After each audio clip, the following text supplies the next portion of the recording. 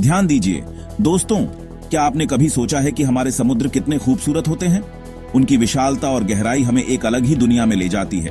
नीला पानी, लहरों की आवाज और ढेर सारी मछलियां, ये सब मिलकर एक अद्भुत दृश्य प्रस्तुत करते हैं।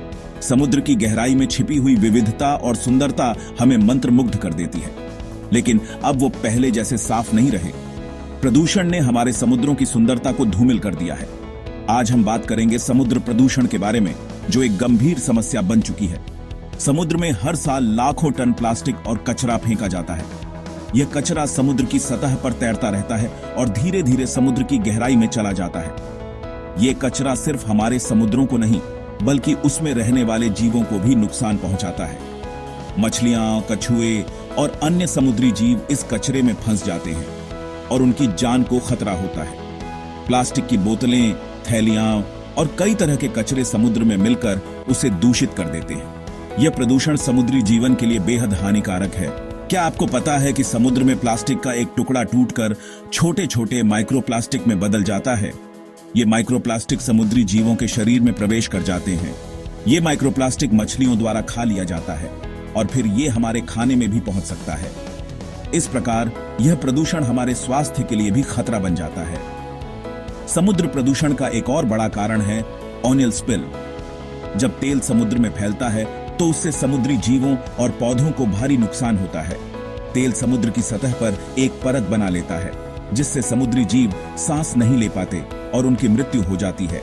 यह प्रदूषण समुद्री पारिस्थितिकी तंत्र को भी प्रभावित करता है। इसके अलावा समुद्रों में जहाजों द्वारा छोड़ा गया कचरा भी एक बड़ी समस्या है।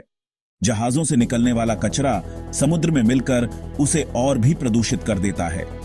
तो हम इसे कैसे रोक सकते हैं? हमें इस समस्या का समाधान ढूंढना होगा। सबसे पहले हमें प्लास्टिक का उपयोग कम करना होगा। प्लास्टिक के बजाय पुनः उपयोग होने वाली वस्तुओं का उपयोग करें। जब भी हम बाहर जाएं, अपने साथ खुद की पानी की बोतल और कपड़े का थैला ले जाएं। इससे प्लास्टिक की खपत कम होगी और प्रदूषण भी घटेगा। इससे प्लास्टिक की खपत कम होगी और पर्यावरण को भी फायदा होगा। दूसरा, समुद्र किनारे सफाई अभियानों में हिस्सा लें। अपने आसपास के समुद्र तटों को साफ रखें और दूसरों को भी इसके लिए प्रेरित करें। अपने आसपास के समुद्र तटों को साफ रखें। यह न केवल पर्यावरण के लिए अच्छा है, बल्कि यह हमारे स्वास्थ्य के लिए भी लाभदायक है।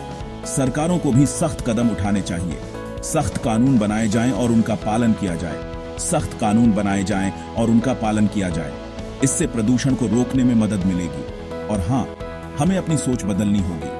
हमें समझना होगा कि समुद्र हमारे जीवन का एक अहम हिस्सा है और उसकी रक्षा करना हमारा कर्तव्य है। हमें समझना होगा कि समुद्र हमारे जीवन का एक अहम हिस्सा है और उसकी रक्षा करना हमारा कर्तव्य है। समुद्र की सुंदरता और उसकी विविधता को बनाए रखना हमारी जिम्मेदारी है। तो दोस्तों, आज ही से शुरू करें। छोटे छोटे कदम उठाएं और एक बड़ा बदलाव लाएं। छोटे छोटे कदम उठाएं और एक बड़ा बदलाव लाएं। समुद्र को प्रदूषण से बचाएं, ताकि आने वाली पीढ़ियां भी इसकी खूबसूरती का आनंद ले सकें। समुद्र को प्रदूषण से बचाएं, ताकि आने वाली पीढ़ियां भी इसकी खूबसूरती का आनंद ले सकें। धन्यवाद और याद रखें, हर छोटी कोशिश बड़ी सफलता की ओर बढ़ाती है। हमें मिलकर इस दिशा में काम करना होगा।